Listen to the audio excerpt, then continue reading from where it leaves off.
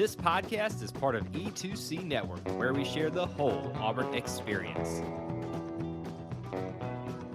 Hello and welcome to War Horses, the only college equestrian podcast that gives you a preview of the National Championship Tournament. I am your host, Auburn Elvis. Let's talk about some college equestrian.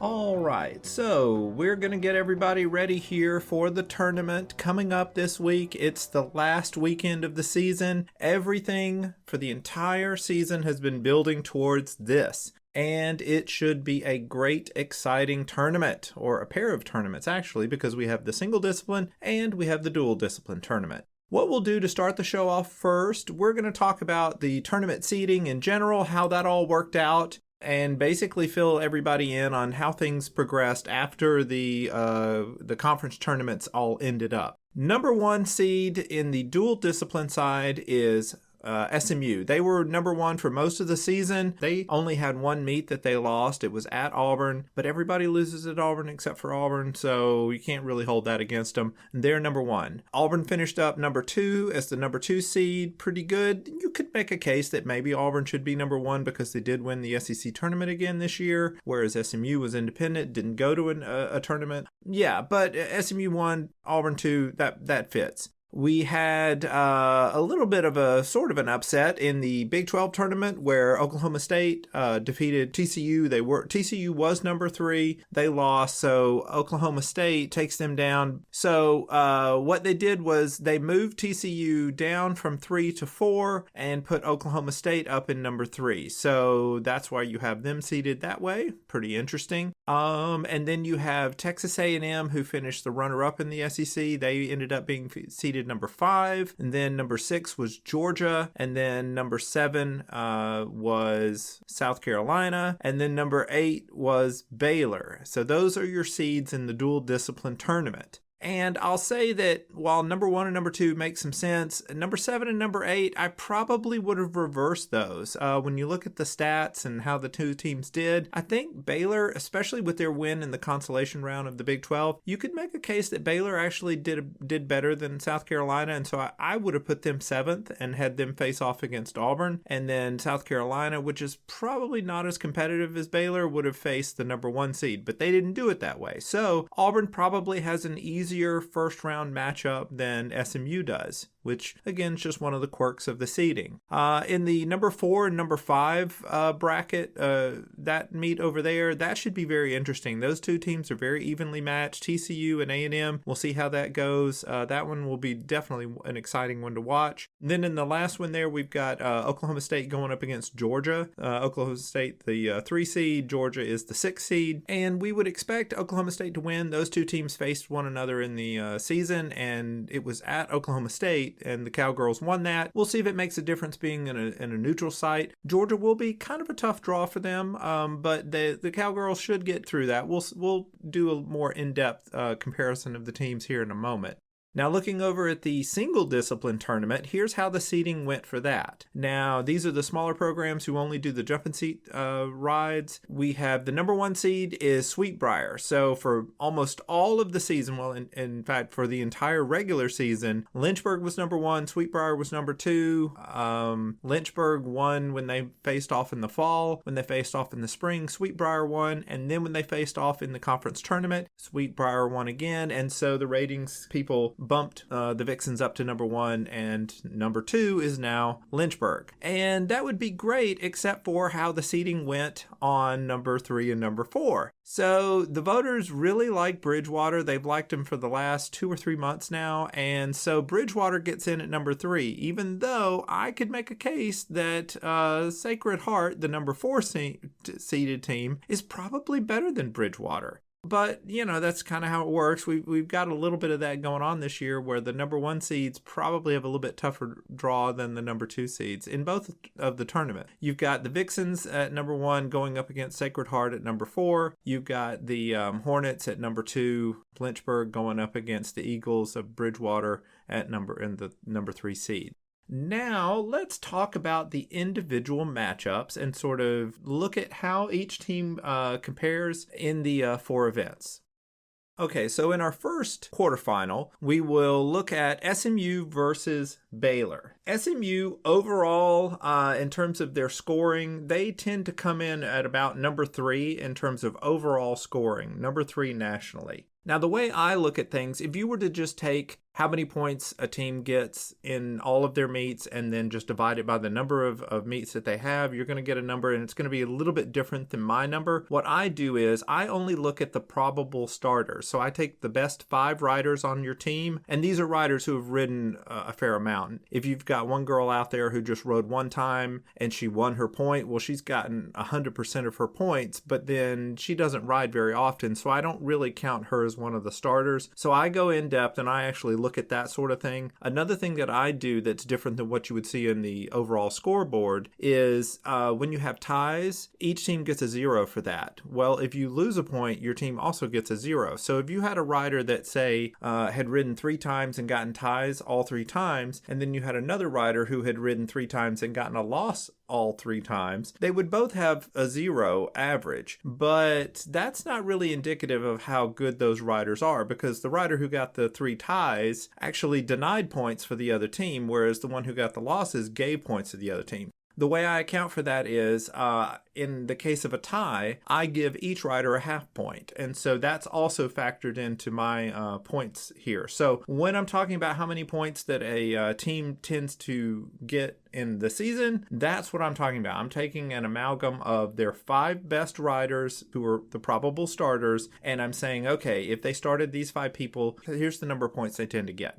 And back we are looking at SMU and Baylor. SMU overall tends to score about 3rd most points in the country. They average about 12.1 points every meet. And you look at Baylor, they're down at number 7. They average about almost exactly 11, 10.99. So we'll say 11 points per meet. So really not a lot of difference between, the top schools and the lower schools in this, because every school in the postseason is a winner.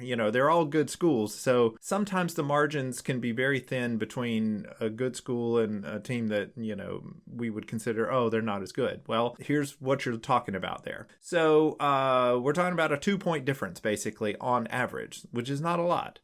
So in the actual head-to-head of every event, SMU, they do well in 3 of the 4 events. They're the number 4 fences team, they're the number 5 overall flat team, they're the 2nd best horsemanship squad, and in reining they're about the 11th best. So that's where they really aren't very good. When we look at Baylor by contrast, Baylor, the stats actually like Baylor a lot. Baylor has the 4th best fences, they have the 6th best flat team, 9th best horsemanship, and then the 6th best reining. So when we look at a comparison between these two, let's see, Baylor and SMU were essentially tied in fences, so that one's just a toss-up. They both were 4th. When you look at how they do in the flat, well, SMU comes out a little bit better on the flat. When you get in there into horsemanship, that's where you're going to see SMU start to pull away. But at the same time, reining tends to favor Baylor. Again, this is going to be whichever team has the better day. We think SMU will have the better day, but Baylor could jump in there and upset them. We think the Mustangs will win, and the stats suggest that the Mustangs will win, but it won't be a runaway victory. The next meet to look at would be TCU versus Texas A&M. Let's see. In this one, TCU, they're the 2nd highest scoring team overall. So they average 12.96, so about 13 points every meet is what they average. And then looking at Texas A&M, they are the 4th highest scoring team in the nation at 11.6 points a meet. So again, very close. Comparing them in each event, TCU is the 3rd best fences team, whereas Texas A&M is the 8th best. Okay, so advantage to TCU there. When you look at the flat, TCU is 9th and Texas A&M is 8th. So very close there, actually just a few tenths of a point difference between the two of them there. So that one's a toss-up. Whoever wins flat's going to have the advantage in that meet. When you compare horsemanship, again, TCU, best horsemanship squad in the nation, and Texas A&M has the 6th best horsemanship squad. So we probably expect the Horned Frogs to do really well there. And then we get into reining. We've got TCU is the 2nd best reining squad going up against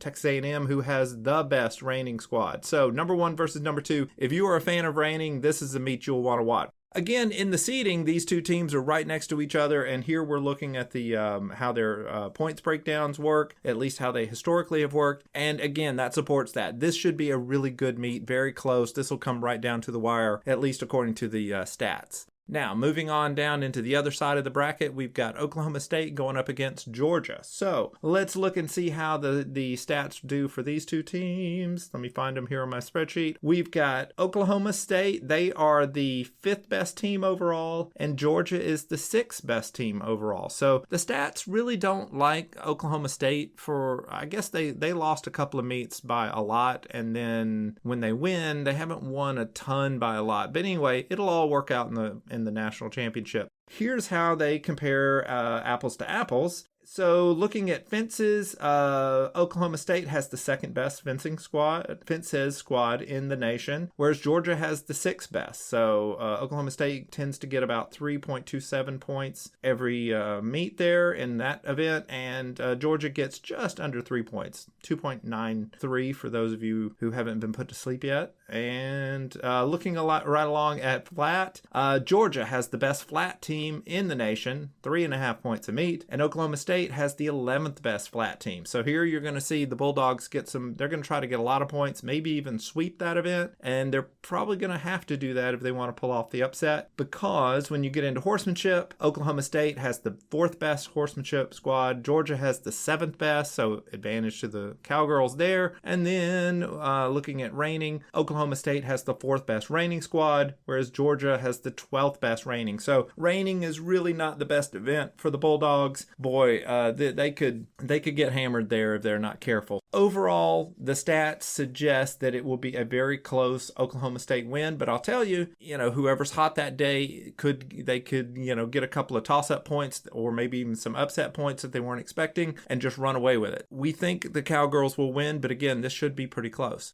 Then in our final quarterfinal of the day here, we've got Auburn going up against South Carolina. And let me tell you, the stats really like Auburn. They are the number 1 team in terms of points per meet, and South Carolina is the number 11 team in points per meet. So quite a disparity there. Just so for those of you who are curious, Auburn averages 13.4 points every meet with their starters, whereas South Carolina averages 9.92. So just under 10, so just under half. Advantage Auburn there. When we start looking at the individual events, Auburn has the number 1 fences team. They average 3.88 points per meet, which is really good. And South Carolina averages 2.5, which is good, but not great. And South Carolina is the 10th best fences team. Flat, again, this is advantage Auburn. Auburn is the 2nd best flat team.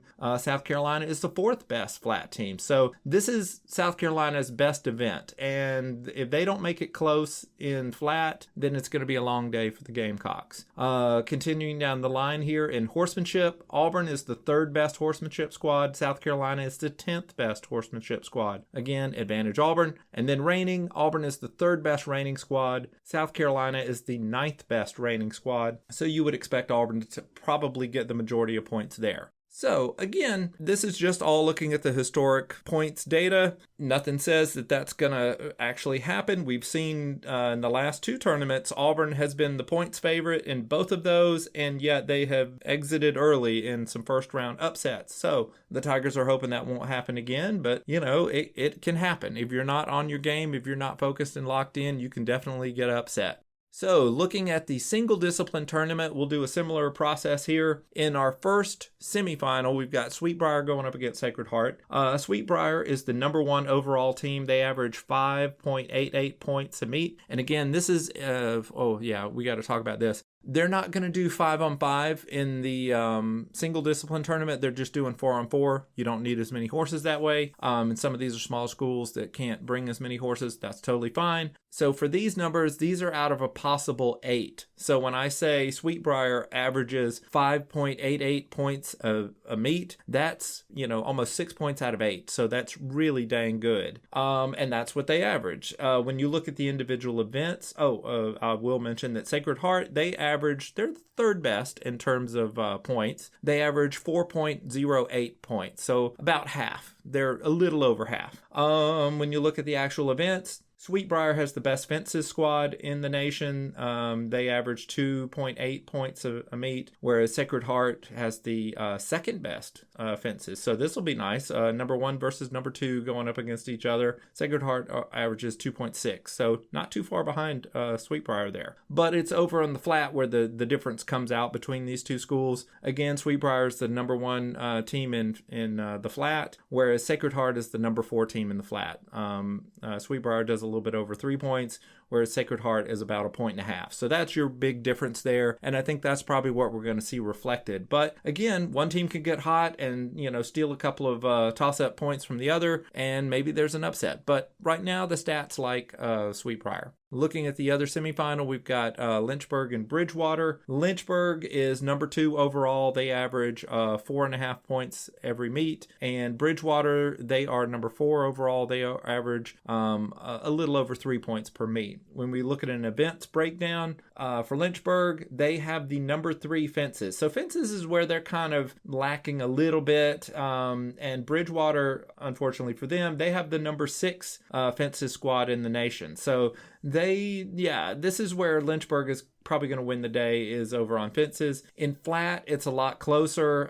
For Lynchburg, they're the number 2 flat team in the nation, 2.3 points every meet. And Bridgewater, they are the number 3 flat team in the nation, just a little bit over 2 points. So very close there. Could be a 2-2 tie in that event, and then the whole meet gets probably decided with fences. The stats, again, they like Lynchburg, and that's probably who will win. And if that goes to form, then we'll have another Sweetbriar and Lynchburg showdown in the finals. So that would be exciting. So that's kind of your preview. All the action's going on down in Ocala, Florida again. I'll be there in person. Had a great time last year, even though Auburn did have the early exit. It was still fun going around, seeing everybody, saying hello. And this is going to be fun. I'm really looking forward to it. Hopefully Auburn will stick around a little bit longer, because more people read my stuff when that happens. More people listen to, the videos and all that I put out on Twitter and stuff like that. So, and it's just more fun when the team that you're there to report on does better. I'm sorry for the rest of y'all, but it's just more fun that way. I have a special announcement. So